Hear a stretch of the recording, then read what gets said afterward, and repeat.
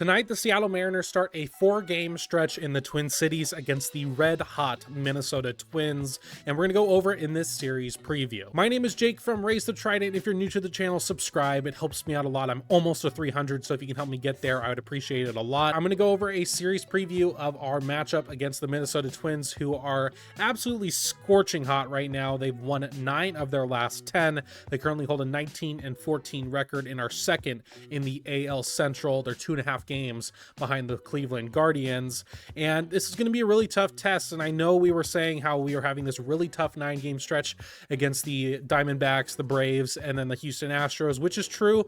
This is not going to be any easier, especially with how they're playing right now. A couple things to note before I get into the pitching matchups as well as what we need to do to win. We are going to be missing Byron Buxton, who's on the 10-day injured list with knee inflammation. He was scorching hot for the Minnesota Twins in their recent win streak. We're also going to be missing Royce Lewis, who's on the injured list for his quad. And unfortunately, we will be missing Justin Topa, who we dealt to the Twins this offseason. He was huge for us in 2023. He is currently doing his rehab assignments, but I don't think he's going to be back for this series, which is unfortunate. I would like to see some Justin Topa in my life right now. But that doesn't mean they don't have some players that are playing really good right now. Notably, outfielder Max Kepler is absolutely tearing it up.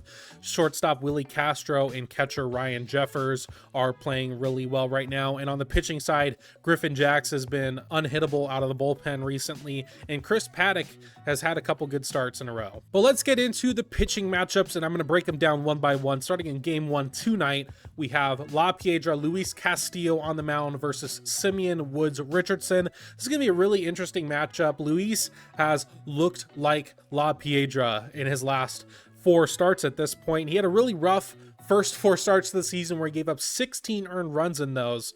Last 4 starts, only 4 earned runs. So he's really found his groove finally. So I'm hoping and I'm thinking that we're going to see that continue in Minnesota. And we really need Castillo to have a good start. We need all of our pitchers to play really well because Minnesota's been a really good offensive team recently. But of course, as Mariners fans, we know about Luis Castillo. I don't feel like I need to get into it too much with him right now. Let's talk about Simeon Woods Richardson, who we don't know a whole lot about. He's only played 5 games at the major league level, 3 of those games being this year. He currently sports a 2.45 ERA and 14.2 innings pitched and 13 strikeouts. He currently sports a 4-pitch mix, a 4-seam, slider, changeup, and curveball. Right now, he's really mixing that 4-seam, slider, and changeup. He's really heavy on the 4-seam at 38%, which tops out around average of 93 miles an hour. So he's not necessarily going to be overpowering. Right now, his 4-seam and his changeup have been kind of mediocre so far. His 4-seam has a batting average of 333 and changeup 556. And a 556 batting average for a pitch he's so far thrown 22% of the time could be really good for us.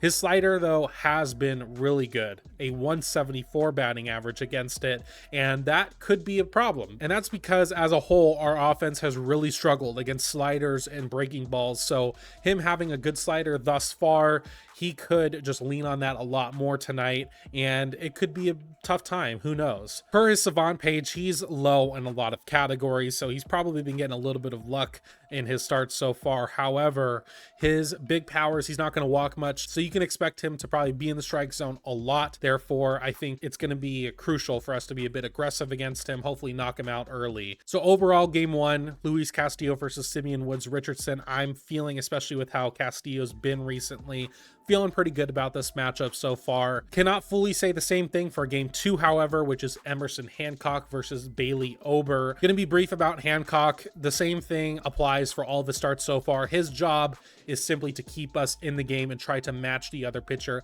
the best he can.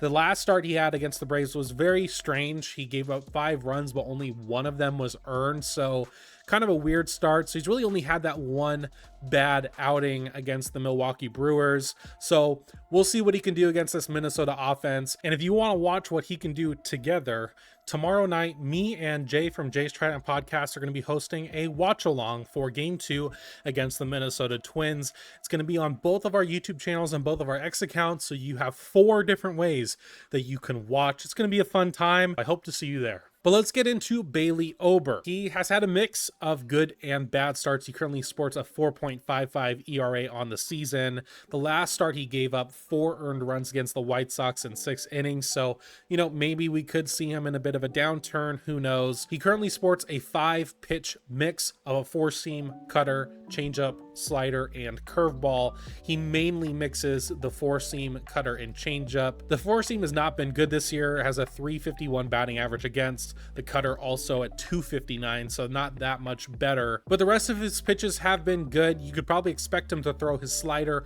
more often against righties and his changeup against lefties.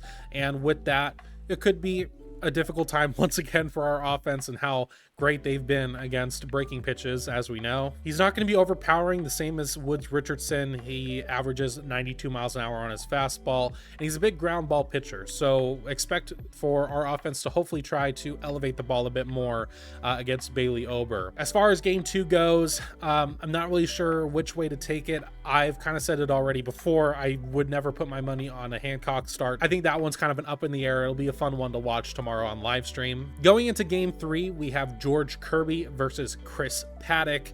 George Kirby is coming off 2 amazing starts. He had 12 Ks versus the Diamondbacks and only gave up 1 earned run on 4 hits against the Houston Astros. However, he does have this nagging knee issue, which was revealed after the Astros start. So we could see that come into play against the Twins, which hopefully not. They have made it pretty clear. It doesn't seem like this big of an issue. They still expect him to make the start, so it must not be any structural damage or anything wrong there.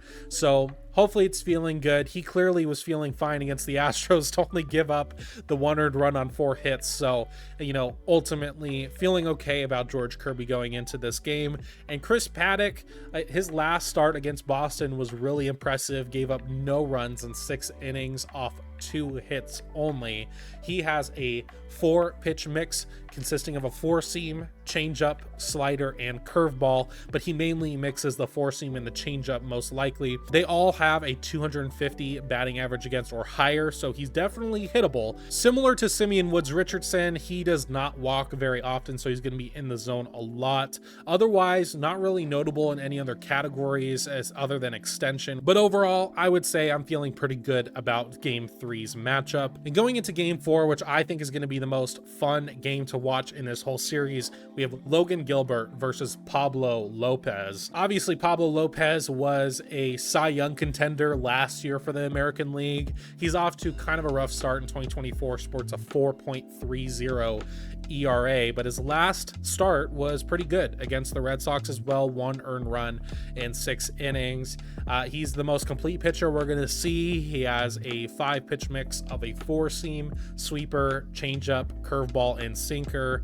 He mainly has a 3-pitch mix of the 4-seam, sweeper, and changeup, and a very rare curve and sinker. Although his curveball isn't pitched very often, is getting hit a lot at a 286 batting average, and his sweeper, which is pitched pretty decently in that 3-pitch main mix, of 267 for his batting average against on that. So, that one could be hittable, although I know we're not very great against breaking balls, so we will see. But looking at Savant page, he's still above average or almost elite in a lot of the categories, so I don't know if part of this is tough luck for his season so far in 2024. Pablo Lopez was a Cy Young contender last year. He's not going to be a pushover this year, so I expect this to be a really tough game for the offense, and hopefully we can win at least 2 of the games prior to this, so we're really going for that series win and not for a series loss. But thankfully, on the other side of the ball, we have Logan Gilbert on the mound, who arguably, in my opinion, should be the front runner for the AL Cy Young right now. He is pitching out of his absolute mind. Look at his Savant page. It's all red.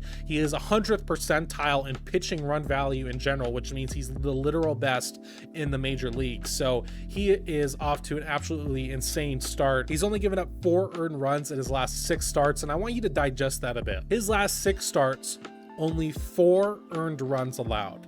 That's ridiculous. And his last start against the Astros was phenomenal. 8 innings of work of 2 hit ball and no runs against the Houston Astros, who I know haven't had a great start to the season, but that's not really been because of the offense. So I'm really excited to watch game 4, Logan Gilbert versus Pablo Lopez. If this was last year's Pablo Lopez versus this year's Logan Gilbert, we'd be in for one of the best pitching matchups we could possibly get in baseball. So really excited to watch that. That's going to be it for the pitching probables for this series. Overall, I would say I think we have the advantage on the starting pitching side. We don't have it in the Emerson Hancock start. I would say I think Bailey Ober has a more likely chance of having a good outing there. But in game one, I would take Castillo over Richardson, of course. I would take Kirby over Paddack, and Gilbert I would take over Lopez right now. So I think we have a really good shot on the pitching side of taking this series and getting a series win. I'm not going to say a series, well, it would be mop because it's 4 games, but I'm feeling pretty good about that. So what does our offense need to do? There's been a lot of talk about the offense recently, and they have been somewhat excruciating to watch, especially in game 3 against the Astros, where they left like 9 men on base. They had so many opportunities to blow that game wide open. They just didn't. However, an interesting stat I learned today per Mariners Sir, who was on the Jays Trident podcast today, you can check that out. I'll put a link in the description. He stated the Mariners are 5th in WRC plus since the Reds series, which when watching the team, you wouldn't really think that because it still felt like they've come up short in a lot of games. However, the stats are the stats. I'm really excited to see Luis Urias and Josh Rojas continue their scorching starts from the Houston series. I'm expecting that we're going to see Josh Rojas play left field a couple different times this series to keep both of their bats in the lineup regardless of who's on the mound. Josh Rojas right now has a 198 WRC plus. Like, what the hell? Another guy who had a really good series against Houston was Cal Raleigh. He had 2 homers, and most notably the second one, a super clutch home run against Josh Hader in the 9th inning to win game 3. Of course, I'm hoping that guys like Julio Rodriguez can have good series, Jorge Polanco, Mitch Garver, Mitch Haniger too. Our success for this series is going to be really dependent on how the offense plays, and that's pretty much the same for all of your series realistically. However, I do think that the pitching cannot keep up this amazing run that they've been on, and they're going to be going from Houston that had the retractable roof to Minnesota that doesn't. Thankfully, with the weather forecast, it's going to be in the 60s to 70s each night, which is helpful. There's going to be some rain in the early morning of Tuesday. However, it's not going to be cold and chilly, so hopefully that helps a bit. That's going to be it for me on this series preview against the Minnesota Twins. I would love to see your comments on how do you think we're going to do against the Twins in this 4-game stretch. Once again, if you're not subscribed to the channel, it's free. It helps me out a lot. I'm almost to 300, and I'm hoping to hit 500 by All-Star break, so help me do that. But that's going to be it for me in this one, and I will see you in the next.